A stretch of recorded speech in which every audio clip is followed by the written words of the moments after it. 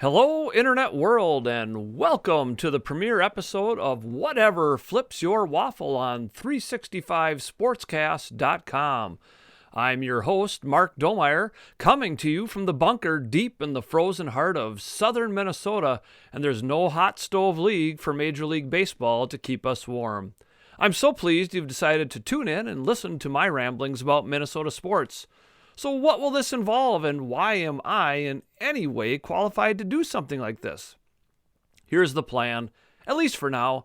I'll be on the air for an hour each Wednesday, 8 o'clock Eastern Time, 7 o'clock Central, which is us here in Minnesota.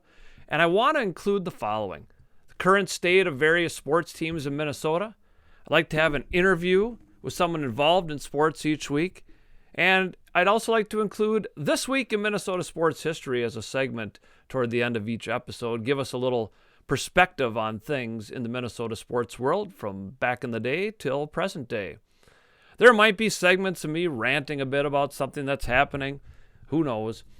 And I like to cover the gamut from professional to college to high school sports.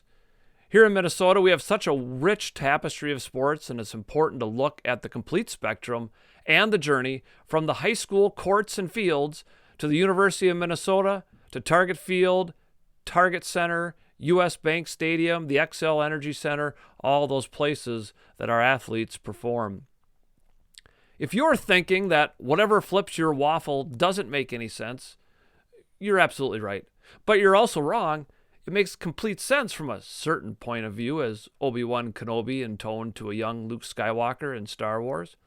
I get to talk about whatever I want, but I also want input from you, the listeners. I want you to be part of this show. If you have an idea for something you want me to visit on the airwaves, or an idea you'd like researched, let me know. You can email me at waffleflipper22@gmail.com or message me on Twitter at Mr. D 1973. Again, waffleflipper22@gmail.com or on Twitter at Mr. D 1973. I have an interview coming up that I hope you'll enjoy. I have ideas for other folks to interview in the weeks to come, but I really want to have this show be about an appeal to the typical, ordinary sports fan. That's you. I don't know any famous people. There's no Rolodex sitting on my desk that I can call up Rocco Baldelli or Kirk Cousins or Karl Anthony Towns or Lindsey Whalen. Although if any of you have their contact info, I'd love to talk to them. Just let me know. Have them give me a call. If you think you have something to contribute and you would want to be interviewed, give me a call. Give me a shout out as well. Tell me what you know, how you'd make an interesting guest. After all, there's nothing really special about me, but here you are listening. Maybe you're next. Again, you can email me at waffleflipper22@gmail.com or message me at Mr. D 1973 on Twitter. So who am I? What am I doing here? As I mentioned in the intro, I'm Mark Domeyer. I've been an English teacher for 26 years here in southern Minnesota. I grew up in New Ulm, a baseball-loving community, home to former Oakland Athletic and Minnesota Twin Terry Steinbach. I graduated from Winona State University and also have my master's degree from St. Mary's University. But being an English teacher doesn't mean I know anything about sports. I grew up playing basketball and baseball. Not well, mind you, but I look back and realize that I learned a lot by sitting on the bench for much of my high school career. My only claims to fame on the athletic floor are holding my high school's career three-point shooting percentage. I was 1 for 1, so 100%. Go ahead, try to beat it. I hit a grand slam one time in the first inning of a game that my team lost during summer ball. And I made a hook shot from the free throw line to clinch our alumni basketball tournament for my team one year. All those things are long in the past, but I'm here in the present to keep talking about sports. I coached basketball and baseball for many years, starting while I was in college and continuing when I got my teaching job. I stayed mostly at the junior high level, though I also coached my kids in basketball and baseball in their elementary years. I love working with young people to develop skills, work toward becoming successful when they reach the varsity program. A lot of kids dealt with me as a coach, and I sure appreciated all the time and effort that they put in on the teams that I coached. So I've got that background a little bit as well. In our area, I'm probably best known for being the voice of the NRHEG Panthers, our local high school. I announce for our varsity events, volleyball, basketball, football, wrestling, baseball, and softball when I get a chance. Since the pandemic hit, I've also added play-by-play announcer to my repertoire, providing an added element to those watching our high school athletes on the NFHS network. If you were to attend, for instance, a basketball game, you would see me announcing the action to the fans in the gym, while I also have a headset calling the play-by-play for those at home. It's been a blast. It's a little complicated, but I even get to add music and sound effects to timeouts and other occurrences. It's been a lot of fun doing that. You get a whole different experience when you're at home to be able to watch these kids. Certainly people have stayed home because of the pandemic or had to stay home depending on restrictions last year for sporting events. So we added that so you could watch the game and kind of know what's going on a little bit. It's hard to tell who the players are at times. And so I'm happy to provide that service. And if you've ever listened, you know that I sure have a whole lot of fun on there, and hope to keep doing that and supporting our high school athletes in the years to come.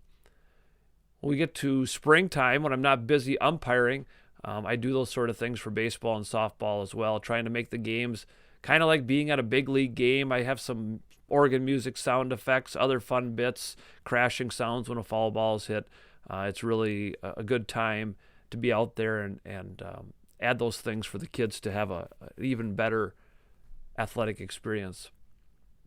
Does all that make me a sports expert? No more than you are, but that I hope will be the fun of this show. I can add the insight of someone who has been a fan, a coach, a player, and a referee or umpire.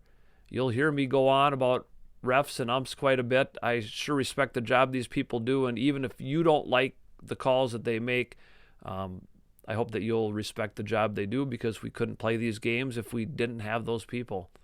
I enjoy watching a lot of different elements of a sporting event, and maybe you have another perspective as well. And again, that's where it comes in.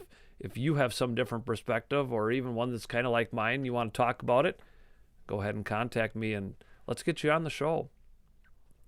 I truly hope that Whatever Flips Your Waffle will strike a chord. You'll want to tune in every Wednesday. I'll welcome those ideas to change and improve this show. I write this column for our local newspaper every week. It's got the same title as this radio program, because why would I come up with something unique and original? When I started nearly 10 years ago with that endeavor, I wrote about 400 to 500 words per column. I added a word of the week at the end. These days, however, I'm usually at about 900 to 1,000 words per column. I make sure my word of the week links to the theme of that column. I've changed. I've adjusted. I've grown and evolved in that role, just as I hope to here, figuring out what works and what doesn't work. I don't always talk about sports for my weekly column in that space, but I'll certainly stick to sports here. This, after all, is a sports radio network. So buckle up, sit back, relax, and prepare yourself for the first helping of waffles. Syrup optional. After this brief commercial break, I'll be back with my first interview subject, Matt Johnson, who runs the @Twins Almanac site on Twitter. Stick around. If you're looking for a high-quality used car or truck at a reasonable price, Car Time of Owatonna is a must-stop for you. Justin and Jason will work hard for you to put you behind the wheel of a great vehicle. I still remember the first time my wife and I stopped there and were just browsing, looking for a new car for me. Justin walked out with one set of keys, just one. He had made a great judgment of what we would want based on what we were kind of looking at, just from looking out at us from his office. He knew just the car. Sure enough, we test drove it, then bought it, drove it home that same day. We've never really looked back and have never even thought about looking anywhere else for a vehicle. The idea that really sold me on Car Time was that they backed up their sale with some service that needed to be done within a month of me buying that car. Something went just a little bit wonky. No cost to me. They said, hey, you shouldn't have to do that. You just bought this car. So they've been great for me. I've been real loyal to them. And I'd invite you to swing on over to Car Time of Owatonna, located a quarter mile east of I-35 on Highway 45. Check out their inventory online at cartimeofowatonna.com. Drive on over and drive away happy. All right, we are joined now by Matt Johnson. He is the host, the founder on Twitter of @TwinsAlmanac and @MajorMinnesota, really focusing on the history of Twins baseball and Minnesota people that made Major League Baseball. Matt's got over 20,000 followers on Twitter. He's been on there since January of 2016. And we're happy to have you with us, Matt. Thanks for joining me on the inaugural episode of Whatever Flips Your Waffle. And let's start with this. A lot of this is focusing on baseball. And what is it about baseball that makes it stand out compared to other sports in your mind? Wow, excellent question. I've thought about this myself. I have no idea. Like, my family didn't play baseball a lot. I did have an uncle who, I talk about this on Twitter a bunch, like, I wore out that 1987 Twins highlight tape. Actually, come to think of it, my grandpa in Princeton, he was in Princeton, Minnesota around the time that Ted Williams was hanging out there. Ted Williams wound up marrying a local woman. So I guess I had some baseball stories growing up, but I just gravitated towards it. And people use that line. Maybe it came from Moneyball, but like, how can you not be romantic about baseball? Right. There's just something that got its hooks in me early, and like, I genuinely am just romantic about baseball. But like, ask me why, I have no idea. It doesn't make any sense. Like, there's really nothing. Like, if you talk to someone who's not baseball person and try to like tell them what's so great about baseball, I'm like, I don't know, I'm at a loss. Maybe you're right. Maybe I am crazy. Like, what a way to spend your life. But right. Yeah, people complain about how slow it is and everything else, but to those of us who love it so much, that's part of the allure to it, isn't it? You're right. And you mentioned, we talked off the air, I guess, about town ball briefly, and playing continuing to play baseball as an adult. I actually don't watch as much baseball as you would think, but when I do, there's just so many nuances, so many little details. I'm a catcher. I'm always watching what the catcher's doing. Right. I want to be a pitcher more. I'm always watching. There's just so much to watch. Going to a game. I know I've heard stories of Tom Kelly, who was born in Minnesota. Well, his dad was playing town ball here, actually. Tom Kelly was only in Minnesota for a few weeks before they went back to New Jersey.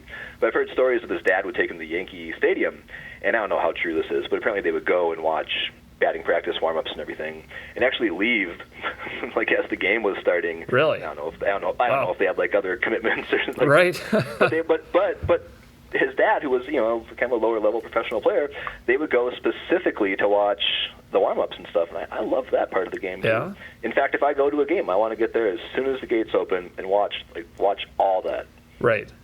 Yep. See all the, like you say, the nuances, the little things. I'm an umpire myself too, so I actually watch the men in blue out there sometimes too, and as a catcher, you can appreciate that too. The little things they do and the habits that they have really reflect on the game as well, just like noticing if a pitcher tips their pitches or things like that too. So how then did you get so interested in Twins history that this is a big part of your life now? It is a big part of my life. My wife will tell you that. Actually, so as you mentioned, I have 2 Twitter accounts, although everything kind of lives on Twins Almanac now. But my main interest, I would say, is pro ball players who grew up in Minnesota, but it just seems like there's a greater appetite out there for the Twins history. Right. So, I'm sorry, what was the... Just what was I trying to answer here? The origin of your interest in Twins history. Yeah, the origin of the interest. So how kind of Twins Almanac came to be was, we talk a lot about, Harmon Killebrew, Tony Oliva, Rod Carew, Kirby Puckett, all these guys. But it's really kind of, the Twins Almanac format, kind of an on this date in Twins history kind of thing, is an opportunity to talk about people who weren't big names throughout Twins history, because not everyone, but like so many guys had like these big cool moments, and maybe 50, 60, 70 years later, we don't talk a lot about, Julio Becar or, I don't know, like Glenn Williams and things like this. But if you look at a particular date in history, I just think it's a cool opportunity to bring up some other names that maybe we don't talk about every day. Like if you're doing just a general greatest players in Twins history, you're not going to talk about, Tom Quinlan or someone. Right. But if you're doing it on this date. And so I was living in Bellingham, Washington at the time. I was there briefly. I was in Seattle for about 9 years, and then Bellingham briefly. And I don't know, kind of had this idea. I always loved catching Garrison Keillor's The Writer's Almanac on NPR, which is kind of like on this date, right. literary history kind of thing. Yep. And I was like, well, this would be cool if the Twins did this. And I was like, why don't the Twins really? And I know they kind of do have some stuff in there, in like the stuff that they distribute to the press, which I don't really look at a whole lot. But just kind of looking around the internet, I didn't really see this, and so I decided I was going to do it. Now, like within weeks after I'd signed up for the TwinsAlmanac.com domain and all this kind of stuff, I actually did happen upon a really cool website, TwinsTrivia.com, which is run by a guy named John Swoll, and he actually does do like an on this date in Twins history. Had I found that like a month earlier, probably never would have done any of it. So I guess it's kind of fortunate right, for me yeah. that I didn't stumble upon that in time. But yeah, I'm really interested in the pro players from Minnesota, but of course it was just kind of easier to build out. Once again, like I think I don't remember if it was on like in the interview portion here or not. I mentioned that I started the Twitter just kind of as a way to build the audience while I was doing the more long-term work of building out the website. And kind of the same thing with filling out a lot of the on this date in Twins history stuff. Was kind of faster to build than looking specifically at the Minnesotan major leaguers. Yes. Yeah. But, yeah. Yeah. Can see that. So when you think about this and you look and you say, "Holy cow! I have over 20,000 people that follow me," mm-hmm. and certainly it's built. But was there a point where it just sort of you realize, wow, there are a lot of people that care about this? I can see the numbers just growing exponentially. How long did that take to kind of get to that point? I was actually. It seemed like pretty early on when you hit like a few thousand. You're like, wow, I can really sense the appetite for this. Honestly, I kind of thought it would be more over on Facebook, just because that's what I imagined. But that's like a weird website to use, and I just kind of right a whole lot. I get told that yeah. It's us older people that use Facebook, those of us in our 40s and 50s. So yeah, and I thought it was you guys who would be more interested in this stuff, but it's kind of a clunky website to use. Right. Yeah, but anyway, there was definitely like a real sense pretty early on that there was an appetite for this stuff. I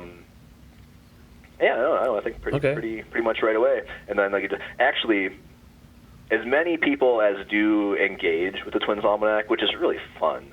Like it's like people like come to me with really cool stories, or if they have like a really cool card or piece of memorabilia, I get lots of messages where it's just someone wanting to show off something to the Twins Almanac, and I love like being probably not the person, but like a person that people, when they have like a cool Twins thing, they're like, hey, Twins Almanac. Right. So yeah. I'm like, awesome. I hear so many great stories. Get a lot of cool interaction from former players and stuff too. Jim Cott, unfortunately, is not on there anymore. I think he kind of got like trolled off of Twitter, but he was someone who would share really cool insights. Yeah, it's just a really cool audience. Although sometimes I'm like, where the heck is everybody else? Like, like 20,000 is cool, but I know there's there's so many more people out there, and so it's it's weird to get caught up in kind of like the clout or like flex. It's kind of my students would say like, oh, cool flex, Mr. Johnson. Yeah. I'm like yeah, like it's kind of a weird thing to get fixated on, but it's more about just like what that represents, like the fact that there is like this big audience that's interested in talking about this kind of stuff, about geeking out on some of the more mundane details of Minnesota baseball history. Yeah. Well, I know one of the things that, of course, you see people retweet or Twitter suggests you look at this and whatever. And what drew me initially when I first saw this was all the baseball cards, the pictures of that you put out there. From the ones that you go, oh yeah, I remember having that card when I was young, or holy cow, where in the world did you find something like that? So I'm just, I picture in my mind you have all these baseball cards and all this memorabilia, and you just have this huge man cave at home or something where you keep all of these. Is that somewhat accurate, or they're just scattered all over the place, or? There's a lot of baseball cards. They're in boxes and albums, and I take them out and reorganize them, for these pictures and stuff. So they're kind of hard to figure out like where anything is because it's definitely not a museum collection like where they stay in place. Right. Like I'm always like, I need this one. So actually, just the origin of those pictures, I kind of haven't done it as much lately just because it doesn't suit my lifestyle. But early on, when I needed visuals to go with tweets, I wasn't necessarily going to try to go out and find like a picture off the internet to go with each event, and so I was like, well, I'll just do baseball cards, and so it ends up being kind of like the featured card, and then for the background I kind of lay the card on a page of cards, so you kind of got like 9 in the background there, right, or 6 rather, 6 in the background, and so sometimes depending on how much time I feel like wasting, I might even like kind of curate the cards in the background. Okay, all right. Because I don't want to have just like you got all that space. You got like the 16 by 9, colon 9, whatever aspect ratio that a picture shows up on Twitter. Right. And so I'm like, well, I don't want to just have all that wasted space to either side of the card. Right. So I might as well have an interesting background. Sure. What would be an interesting background? How about more baseball cards? Yep. So. Okay. Yeah, that's kind of how that started, was just to have a visual to go along with it. But, like, as I said earlier, how can you not be romantic about baseball? Well, people are pretty romantic about baseball cards as well, too. And actually, that's a big thing for me. Like, I think what was your first set or first, like, cards that you remember opening packs of? Well, I was thinking about this as I was putting together questions for this interview. And I was thinking, like, I haven't really collected baseball cards since I was in high school, and I was pretty big into it back then. And I was in 8th grade when the Twins won the World Series in '87. Then I was a senior when they won it in '91. So you can imagine what it was like at that age, and the cards. And I remember starting to open baseball cards probably around about 84, 85. That's when I really, I'd always loved baseball, but that's when I started to, have some disposable income for one thing, to get cards. Mm-hmm. But, the cool thing we'd go on vacation somewhere and you'd stop somewhere and parents would buy souvenirs, and I remember thinking, well, I don't want anything here at the lake. I'll buy some baseball cards. Mm-hmm. They're giving me this much, and just to sit there and open them up. So yeah, mid '80s or so is when I started, and you can probably picture a lot of those early cards. Like if someone mentions, throws out a name from 1984, you can probably picture that card. Yes, yeah. And that 1990 tops was for me. I was probably Okay. kindergarten, first grade, but like my dad would get one for me at Lemke's at the little gas station in Crown, and just have a strong romantic connection, this nostalgic connection to that particular set, and opening the pack is the experience. Yes. Like all these cards now are just absolutely worthless. Like you can give them away, but like but packs, I will always open a pack. In fact, I'll send you some unopened wax packs from 1987 and 1991. Oh, nice. And you'll enjoy opening those. Yeah. And then you'll have some bookmarks. Yeah, there you go. Now, you do, when you mention that, you give away cards. I won one of your random ones. I got a Terry Steinbach, and I'm a guy from New Ulm, so that was really cool. Oh, cool. And the New Ulm connection worked out. And was that the minor league card? Yes. Yeah. Cool. Yeah. I think I paid 18 cents for that card on Sport Lots. So the stamp cost more than the card, but like it's cool, right? Yeah, and so like people will comment like, "Oh, these cards are worthless." I'm like, "Yeah, I know." Like, but they're really cool, right? But your idea of giving them away, I mean, just again, we go back to the romantic part of it, or just to keep kind of that love of baseball and the cards and stuff alive, or what led you to do something like that? Probably initially was maybe to gain an audience. Like I thought, people would see these giveaways and then, oh, what's this Twins Almanac? Let me. Right. Looks cool. Right. I'll follow it. But yeah, really just, I guess, that part actually didn't work that well. Like, there's not like a influx of followers to give away. But yeah, just sharing it. Like, it's, you know, it probably costs me about $1 every time I do one, and most of it probably goes towards the stamp. Like, the cards are cheap. It's just fun. Yeah. Who doesn't love baseball cards? So because my memory fades as I get a little bit older, when you started early 90s, was there still the bubble gum in the packs, like the tops? 91 was the final year of bubble gum. Okay. So 1990, when I was the first packs I remember, there was bubble gum. Okay. And if you can even call it gum, but yeah. I remember buying a wax box of 1987 tops at Target, probably in like 2002, we'll say, and the gum was still chewable. It is not anymore. I have a case at home. I have a whole case of 87 Topps wax packs. Oh, jeez. I like the idea. I mean, there's something about opening the pack. It's a new card smell, right? Yeah. You know. There's just like, it's I don't know, maybe it's like a ritual, like opening the pack of cards. Right. You know what's in there. I already have every one of those cards like 10 times over. Well, that was part of it as a youngster, is what don't I have and what might I get? Like, I really want my Kirby Puckett card, because Kirby Puckett for me was my hero growing up. I want that Puckett card. That would be awesome. And you get so excited. It was hard to find. It was if there was a card that you wanted, like, even if it wasn't valuable per se, like, you just had limited options as far as how to acquire that card. Right. Whereas now you go online, you go on like sportlots.com or Card Barrel or something, and you want like a 1976 Jim Cott, you add it to your cards, 25 cents. Yep. But, you know, in the like, literally, in the 80s or 80s, 90s, like, you know, if there was a particular card you wanted, like, you either had to luck into getting it in a pack, or, you know, happen to have a friend who wanted to trade it. But right. One of my favorite stories about baseball cards involves my dad and my uncles.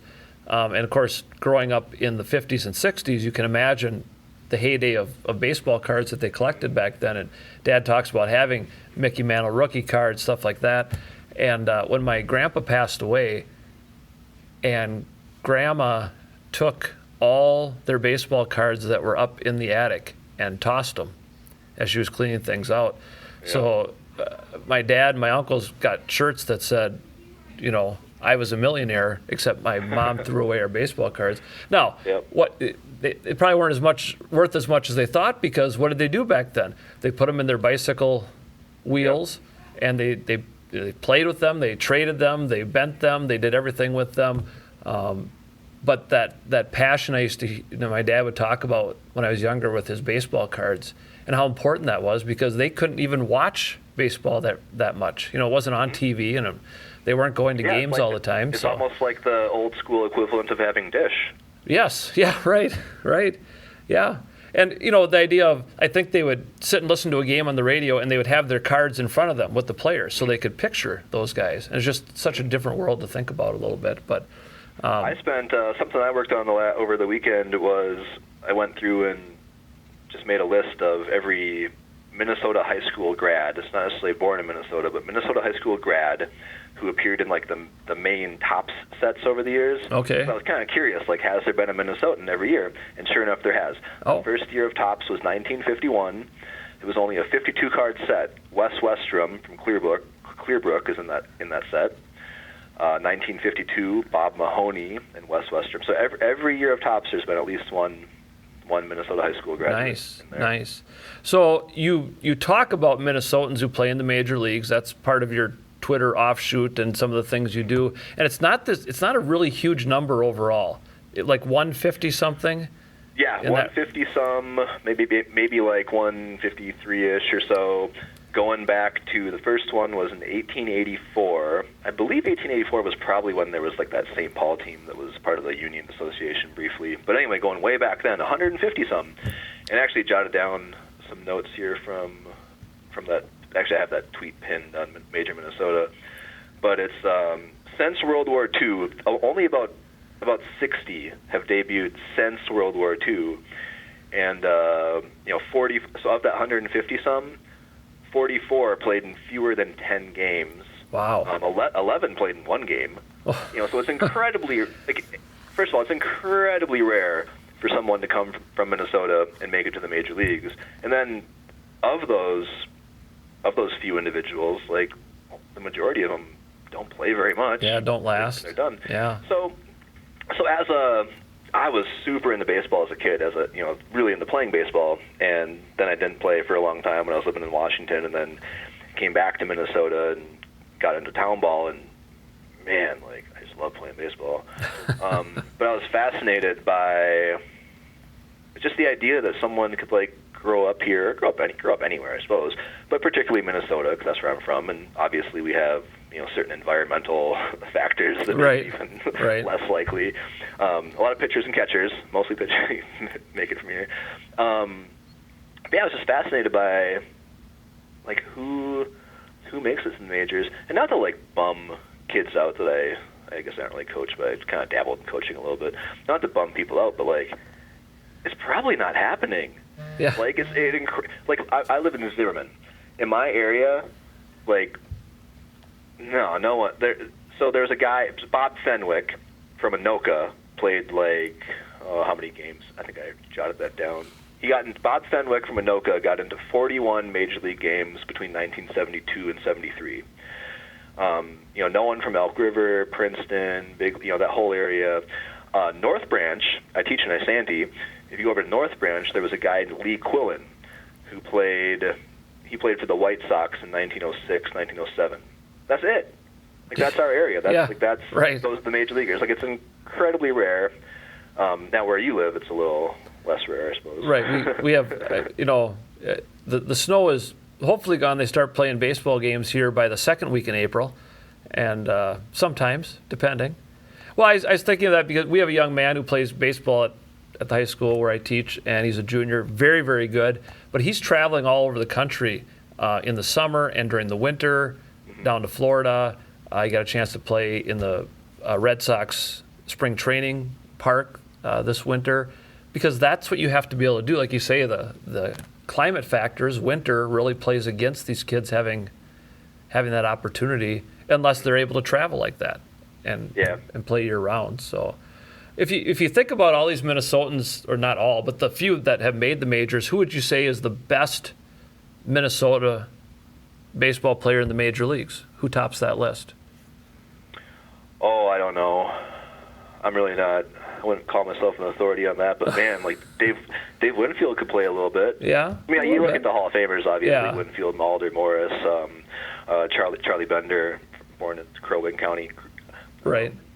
There were some really impressive pitchers. There's Bullet Joe Bush from Brainerd put up some pretty impressive numbers. Okay. I don't have the stat fresh in my head, but actually there's a guy. So here's the thing.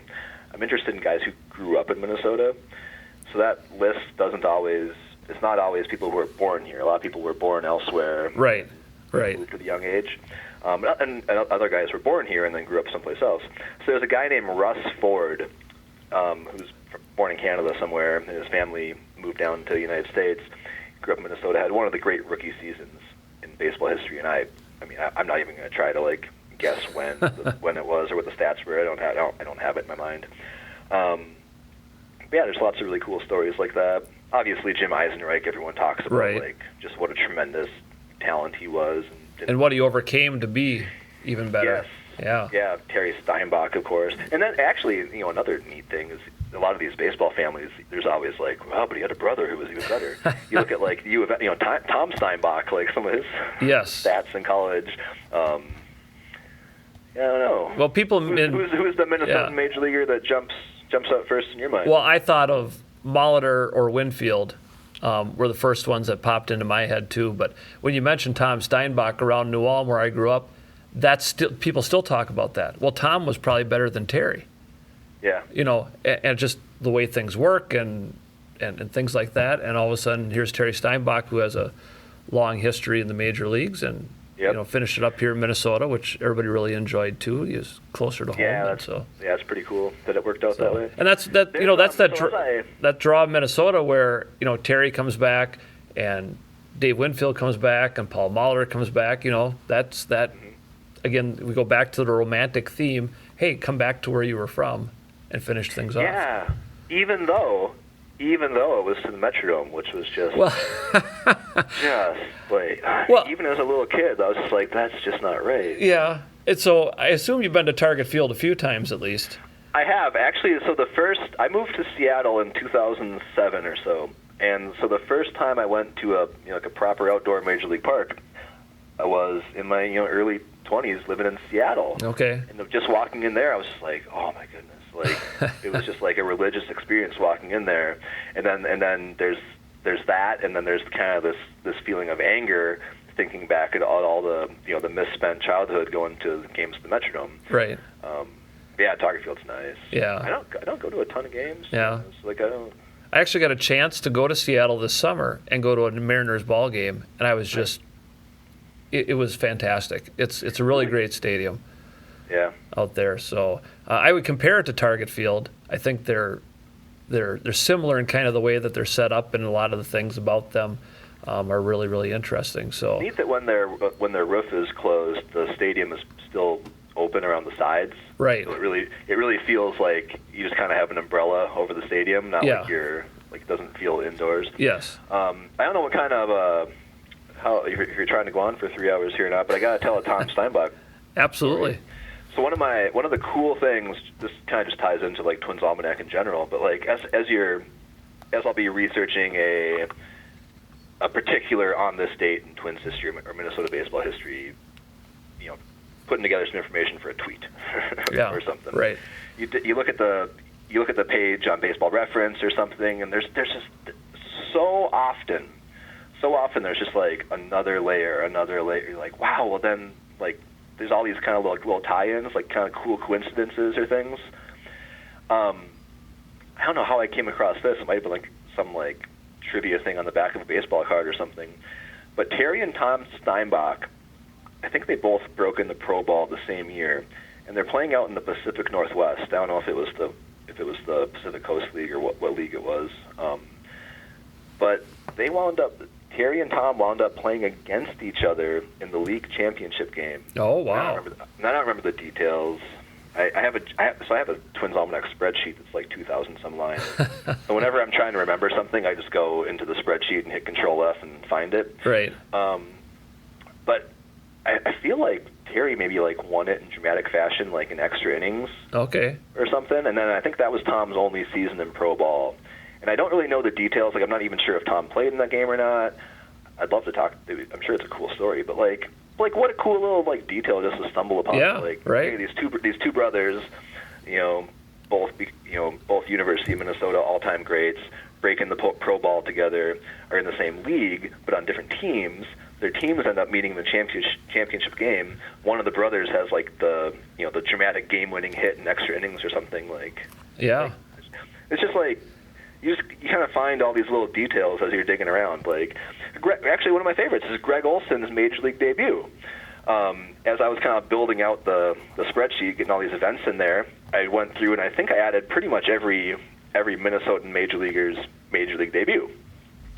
Greg Olson, who graduated from Medina High School, made his Major League debut with the Twins in 1989. He entered the game in Kent Herbeck's spot in the batting order, and went in defensively at catcher for Tim Laudner. And Tim Laudner slid over to first base. Oh. They have three Minnesota high school graduates there. You kind of have a little triangle Right. of these three Minnesota high school grads all involved in Greg Olson's Major League debut. I'm like, what a cool story. Wow, that is, yeah. And that's right at the height of my, really being into the Twins, and I don't remember that. But of course, looking back, I'm sure I probably, was listening to the game or something like that. That is outstanding. I got one more thing to ask you about, and this is mixing the past and the present. So Jim Cott, Tony Oliva, in the Hall of Fame.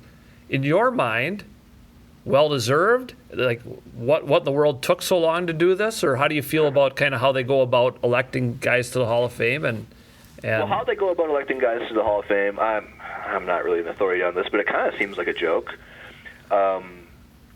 Like Harmon Killebrew is a fourth ballot Hall of Fame. I don't like the whole process Right. at all. how they are not eligible, not voted on one year, but then they'll vote on the next year. Nothing changes. Yeah, Nothing right. don't change. I do like the guys have the opportunity to to like come to their senses after a few years and maybe maybe change their vote. But it's just weird. My big beef with it, and this is not even related to Cott and Oliva, but guys who kind of use their ballot to like rank Hall of Famers. Like they'll look at a ballot and be like, well, this guy, he's a Hall of Famer, but I'm going to vote for him in year 3. Oh, right, right. Or I don't know. I don't like it. As far as Cott and Oliva, look, I'm not like really an authority on like ranking guys, and I just kind of tweet out the trivia. I guess as a total novice, like occasionally I would look at Oliva's case and be like, I don't know, well, maybe he's not, maybe he is. I'm like incredibly happy that they're in. I was totally 100% convinced that John Donaldson, great black pitcher who pitched quite a bit in Minnesota, was going to make it on the other ballot there. So that's a whole other story. Yeah. If you're not familiar with the work of Pete Gorton and the Donaldson Network, I think that'd be a future episode. Yeah, I'll have to look into that. Yeah. Yeah. But so, it's always that. I was pretty happy about Oliva and Cott, and then I was like, wait, John Donaldson. Like honestly, I was kind of bummed out that night. Right. Well, so bittersweet sort of a moment. Yeah. So, well, Matt, I sure appreciate the time. This has been fantastic. I love talking baseball. Clearly, you trump me even in that matter. Yeah. And like you might have some editing ahead of you. Yeah. Well, we'll certainly moving ahead. Consider hopefully you'll come back and join us again sometime. We can talk some more things, talk some town ball stuff. Maybe when we get closer to the summer, we can talk about some of these other things that I have on my list we never got to. But I sure thank you for your time. And again, folks, at Twins Almanac on Twitter. You can find Matt's really interesting Twins trivia, history, all that kind of stuff if you're interested in that. Thanks a lot, Matt. Thanks for having me. Need some work done on your house this year? Windows, siding, roofing? Don't wait. Now's the time to contact Minnesota Restoration Contractors. Working out of Burnsville, Minnesota, they are drawing up quotes for the upcoming season. Phone number 952-243-2625 is the number to call, 952-243-2625, or check out their website, mnrcinc.com, mnrcinc.com. Minnesota Restoration Contractors offers the North Star Protection Plan for a lifetime labor warranty on siding and roofing. They provide high-quality products and exceptional workers who will get the job done, and the job will be done right. Again, call 952-243-2625 and check them out at mnrcinc.com. That's Minnesota Restoration Contractors for all your housing needs. Let's take a look now as we start to near the end of the program at the current state of sports in Minnesota. As we know, being a Minnesota sports fan can be difficult at times, and every week I'd like to just sort of give you a little shakedown of what's going on. Certainly, you're a sports fan, you pay attention, but let's roll through some of the things happening to Minnesota sports as we speak. Let's start with the Gopher basketball programs, both men and women. I think everybody, it's safe to say, is pleased with the job that Ben Johnson has done as the men's coach at the University of Minnesota. They've overachieved, certainly. They were picked for the bottom of the Big Ten. There's still a chance they could finish there, but they've got a couple wins under their belt, including a win on the road, which is always difficult to do in the Big Ten. And really, he's playing with a bunch of cast-offs. And I'm sure he's used the card, nobody else wanted you, go out there and show them what you've got. And they are playing well at times. They are busting their tail. They are really showing some gritty determination out there. You just look at last weekend when they played Rutgers at home, shorthanded, missing 3 of their starters, and they come out with a 3-point win. And those are the kind of things that coaching gets you.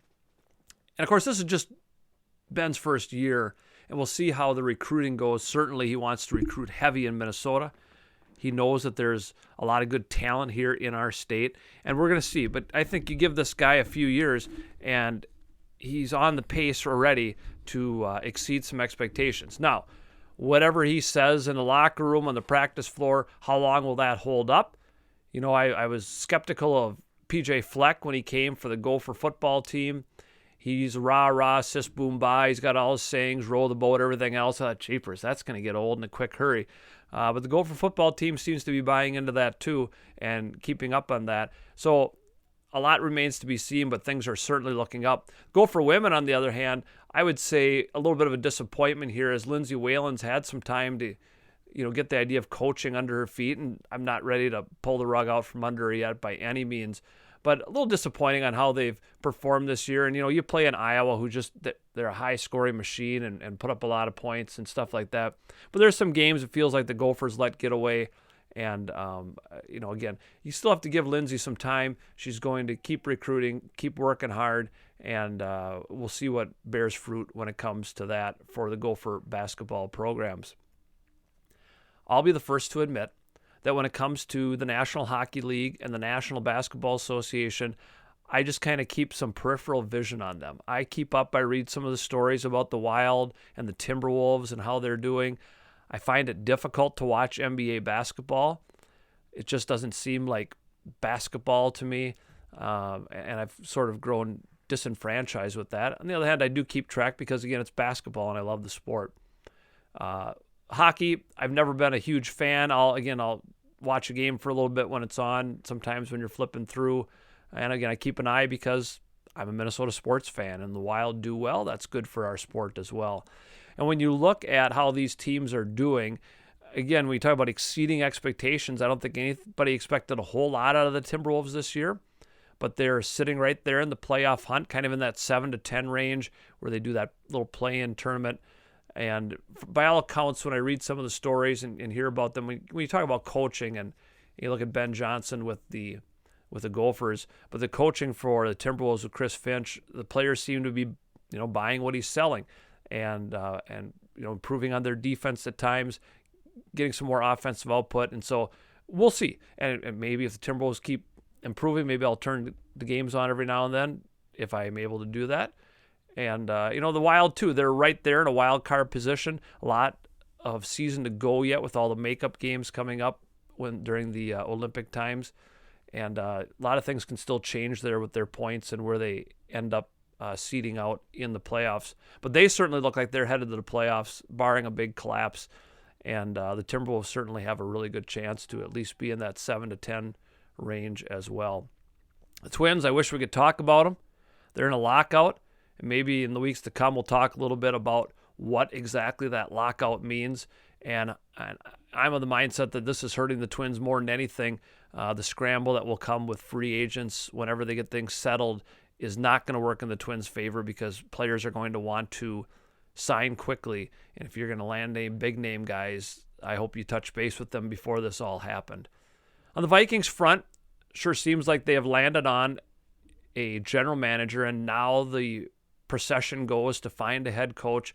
I find it a little odd that they did all these interviews with head coaches without the general manager, but I suppose it had to be done. You kind of have limited frame. These are all guys that are, coaching yet in the playoffs, or were when they started doing these interviews. And so they had to kind of get a head start. I certainly hope the new GM will take a look at these interviews, and then they'll decide on who to interview again. And I believe that has to wait till after the playoff games this coming weekend. Then they'll really head home. And I would think by the time that we visit again next week, the Vikings may very well have landed on their next new head coach. And it's a crucial time. And we're really going to see in a quick hurry. And we'll see, too, I think after the coach is hired, the GM's in place for a little while, the decision will come down on Kirk Cousins. And we'll see, what are they going to do? Are we trading Kirk Cousins? Is somebody willing to take him?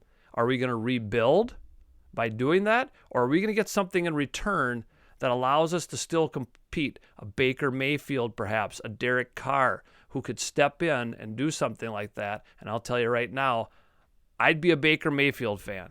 I would give up that salary. I'd take Mayfield, who I think can do the job, who was hurt last year, and you can use that money and build an offensive line and build a secondary, because that's what cost them so much this past year. But again, a lot to be determined. It's just good to see that we're on the track and not everybody else is necessarily jumping in line, hiring coaches left and right. I think things will sort themselves out in another week or so, and we'll see where the Vikings are at the end of all that. And that, ladies and gentlemen, is the state of Minnesota sports.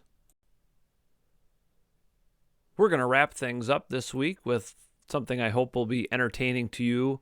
Will be a weekly sort of dive into Minnesota sports history. Certainly you can look around the internet and find different things, but as I discovered and doing a little research for this, there doesn't seem to be anything in any one place that just focuses on all Minnesota sports, so I gathered a few things from a lot of different areas. And here we go with This Week in Minnesota Sports History. January 26th in 1991, Jan Stenerud, remember him? Former Vikings kicker. He was elected to the Hall of Fame for the NFL. He was the first pure place kicker to do so. The second, as I discovered later on, was Ray Guy, former Oakland Raider punter. He also did a little place kicking for Oakland back in the day. But Jan Stenerud, former Viking kicker, did it barefooted quite a bit. He was elected to the Hall of Fame. In 1992, on January 26th, Super Bowl 26, remember that one? Held at the Metrodome, right here in Minnesota, as Washington beat Buffalo 37-24. It never was really even as close as that. That just happened to be the final score. But a big event here in Minnesota, proving we could host a Super Bowl. Didn't do it again until many, many years later at U.S. Bank Stadium. January 28th, a historic day in Minnesota sports history. In 1985, a wrecking ball first hit Met Stadium in Bloomington, the old home of the Twins and the Vikings, as they began the demolition process and started that all downhill. And, of course, years later, it would be replaced by the Mall of America. In 2011, on January 28th, the Minnesota Twins announced that they would remove the black spruce trees that were at Target Field beyond center field in the batter's eye area. There were 14 of them. And a lot of batters from both the home team and the visitors had complained, especially if it got windy, the trees were moving around, it was hard to pick up the baseball. And some people believe that after removing those trees, which are really nice to look at, if you were at Target Field and saw those, they look pretty cool out there. But some believe a curse was placed on the organization after doing that. And if you take a look at their playoff record from then on, well, there might be something to that. January 29th, in Minnesota sports history, in 1979, Ahmad Rashad from the Minnesota Vikings was the Pro Bowl MVP as the NFC beat the AFC 13-7. And in 2000, on January 29th, the mailman, Karl Malone, scored his 30,000th point against the Minnesota Timberwolves. Malone was only the third player in NBA history to reach it at that point in time. However, the Timberwolves won the game 96-94. On January 30th, in 1968, Ron Yary, first overall draft pick by the Vikings that year out of USC. Yary, of course, went on to be very dominant with the Vikings over the years. January 31st in Minnesota sports history, in 1997, Dominique Wilkins, who then was with the San Antonio Spurs, he's probably better known for playing with the Atlanta Hawks, scored his 26,000th point against the Timberwolves. I'm sensing a pattern here. He was only the 9th player in NBA history at that time to do so. But again, the Timberwolves won the game, and this is really weird how close the scores were. 97-95. They beat Utah 96-94 when Malone scored his 30,000th point. So the win is the important thing for the home team. And on February 1st in Minnesota sports history, in 1967, the American Basketball Association was formed. They started with 10 teams back then. And former Minneapolis Laker, here's your Minnesota connection, Minneapolis Laker George Mikan was the commissioner of the ABA as they started. And of course, years later, they would be absorbed into the NBA. The one thing the ABA really brought, other than a really ugly-looking basketball, but they had a three-point line. And of course, three-point line has certainly changed and adjusted the way basketball is played. And they were the ones to introduce that back in 1967. And also on this date, on February 1st in 2008, Johan Santana signed a 6-year, $137.5 million deal with the New York Mets. And then the very next day, his trade from the Twins to the Mets was made official. They did all that behind-the-scenes haranguing and negotiating, and then Santana left. And some thought it was a good thing. Certainly Santana was top of his game when he was with the Twins, threw a no-hitter for the Mets years later. Sort of his arm went out of whack after doing that. He threw a lot of pitches that day. But Santana brought a lot of highlights to the Twins and did a lot of great things when he was here with Minnesota. For those of you who are local and listening in the NRHEG area, this week in sports for our local high school team, January 27th, girls basketball is at Waterville Elysian Morristown. That's a key matchup in the Gopher Conference West Division. That's a makeup game from earlier this year. But the wrestlers are at home in Richland for a triangular. Madelia and Triton are going to be coming over. I believe 5:30 is the start time for that. January 28th, girls basketball is home against Faribault Bethlehem Academy, and boys basketball is at Faribault Bethlehem Academy. And I noticed they have on there too, if you are going to watch our boys play, masks are required in Faribault, so you want to make sure that you are prepared for that. Saturday, January 29th, the wrestlers head to Johnson High School in St. Paul for a wrestling tournament. And on Monday, January 31st, the boys basketball team is home against Maple River. Girls basketball at Maple River. So it's a second go-around through the Gopher Conference for those teams. The boys lost pretty handily to Maple River the first time. The girls won an exciting matchup against Maple River at home. So you can bet that'll be a good game over Maple River, another key matchup in the Gopher Conference West Division. All of our home games, home events, can be seen on the NFHS network. For the basketball games, I'll be doing the play-by-play.